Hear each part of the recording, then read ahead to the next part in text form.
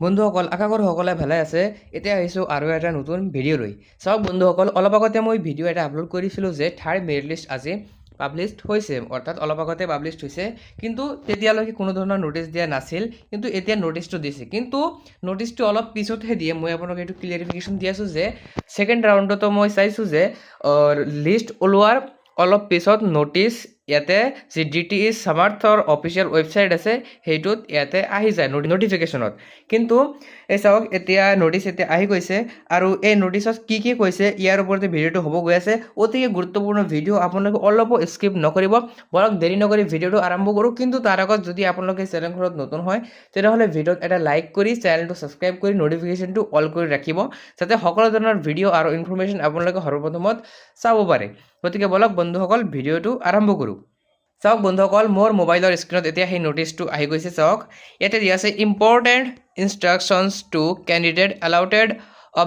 Upgraded in third round of counselling. অৰ্থাৎ third ৰাউণ্ডত যিসকলে ছিট পাইছে আৰু আপগ্ৰেডেশ্যন পাইছে, মানে অন্য এটা কলেজত আপগ্ৰেড পাইছে,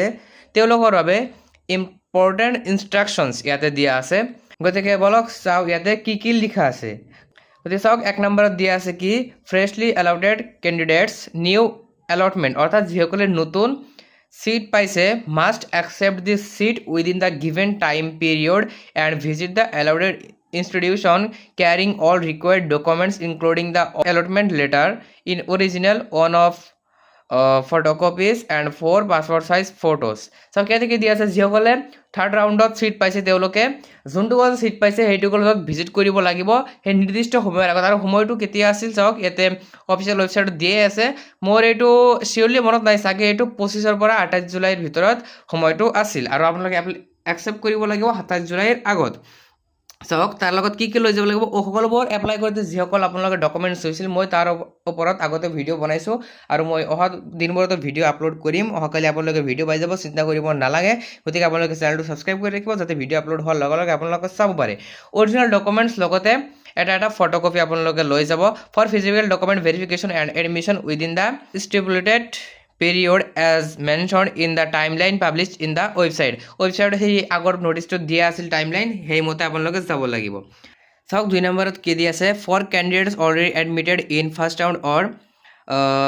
round and or second round of counselling and who had earlier chosen any of the upgrade options must note that if they have been allotted an upgraded seat, মানে যিসকলে ফাৰ্ষ্ট ৰাউণ্ড আৰু second ৰাউণ্ডৰ seat পোৱাৰ পিছত upgrade কৰিছিল, যদি তেওঁলোকে ছিটটো পাইছে অৰ্থাৎ আপগ্ৰেডেশ্যন পাইছে ইন দ্য ছেম ইনষ্টিটিউট অৰ আদাৰ ইনষ্টিটিউট, যদি আপোনালোকে ব্ৰাঞ্চ আপগ্ৰেড কৰিছিল সেই কলেজতে তেনেহ'লে সেই কলেজত, আৰু যদি অন্য কলেজ আপগ্ৰেড কৰিছিল তেনেহ'লে অন্য এটা কলেজত in the current round third, অৰ্থাৎ থাৰ্ড ৰাউণ্ডত যদি ছিট পাইছে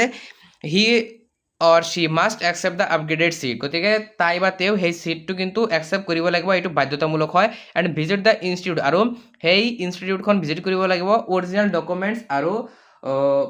ফিজ পে'মেণ্ট কৰাৰ কাৰণে, অৰ্থাৎ ডকুমেণ্ট ভেৰিফিকেশ্যনৰ কাৰণে। আদাৰৱাইজ তেওঁৰ ছিট কিন্তু কেঞ্চেল কৰা হ'ব, তেওঁৰ বা তাইৰ, মানে যিবোৰ ৰাউণ্ডত ছিট পাইছিল সকলোবোৰ ছিটেই কেঞ্চেল কৰা হ'ব, অৰ্থাৎ আগত যিবোৰ ছিট পাইছিল সেই সকলোবোৰ লগতে নতুন ছিটটোও কেঞ্চেল কৰি দিয়া হ'ব। আৰু candidate must carry allotment letter along with আদাৰ ডকুমেণ্টছ, মানে কেণ্ডিডেটজনে এলটমেণ্ট লেটাৰৰ লগত আদাৰ ডকুমেণ্টছৰ লগত লৈ যাব লাগিব। 3 নম্বৰত কি দি আছে চাওক for candidates already admitted in first round or second round of counseling and who had earlier chosen any one of upgrade options, মানে ফাৰ্ষ্ট ৰাউণ্ড আৰু ছেকেণ্ড ৰাউণ্ডৰ ছিট পোৱা যিসকলে আপগ্ৰেড অপশ্যনত চুজ কৰিছিল must note that if they have not been allotted an upgraded seat, যদি তেওঁলোকে কোনো ধৰণৰ আপগ্ৰেডেশ্যন পোৱা নাই অৰ্থাৎ আপগ্ৰেডত ছিট পোৱা নাই in same institute or in other institute, মানে সেইটো ইনষ্টিটিউটতে হওক বা অন্য ইনষ্টিটিউটতে হওক in the current round third, অৰ্থাৎ মানে থাৰ্ড ৰাউণ্ডত যদি ছিট পোৱা নাই they must visit the last admitted institute for document verification and fee payment, তেওঁলোকে যোনটো কলেজত এডমিশ্যন লৈছিল অৰ্থাৎ যিটো কলেজত এডমিশ্যন লৈ আহিছে সেইটো কলেজত ডকুমেণ্ট ভেৰিফিকেশ্যনৰ কাৰণে আৰু ফিজ পে'মেণ্টৰ কাৰণে যাব লাগিব if applicable, otherwise his or her seat will be cancelled, নহ'লে তেওঁলোকৰ ছিটটো কেঞ্চেল হৈ যাব from all rounds including previously allotted seats, অৰ্থাৎ আপোনালোকে যদি যোৱা ৰাউণ্ডবোৰত ছিট পাইছিল সেই সকলোবোৰ ছিট কেঞ্চেল হৈ যাব। Candidates must carry allotment letter along with other documents কেণ্ডিডেটজনে এলটমেণ্ট লেটাৰৰ লগতে other ডকুমেণ্টছৰ লগত লৈ যাব লাগিব 4 নম্বৰত কি দিয়া আছে চাওক after the candidate accepts the upgraded seat কেণ্ডিডেটজনে আপগ্ৰেড পোৱা চিটটো একচেপ্ট কৰাৰ পিছত then the candidate must visit the institution where he/she is allotted upgraded seat তাৰপিছত সেই কেণ্ডিডেটজনে যোনটো কলেজত নতুন কলেজত মানে যোনটো কলেজত আপগ্ৰেড পাইছে সেইটো কলেজত তেওঁ ভিজিট কৰিব লাগিব ফৰ অৰিজিনেল ডকুমেণ্ট ভেৰিফিকেশ্যন অৰ্থাৎ ডকুমেণ্ট ভেৰিফিকেশ্যন এণ্ড ডকুমেণ্ট ভেৰিফিকেশ্যনৰ কাৰণে and take final admission by paying fees of ৰেচ 470 I 10% of total admission fees res 420 if in case of other candidates allotted under TFW quota গতিকে তেওঁলোকে 470 টকা দি অৰ্থাৎ 10% দি এডমিশ্যনটো process সম্পূৰ্ণ কৰিব লাগিব এডমিশ্যন ল'ব লাগিব আৰু যদি আপোনালোকৰ TFW কোটাত হয় তেনেহ'লে 420 টকা দিব লাগিব উইদিন দ্য ষ্টেবুলেটেড টাইম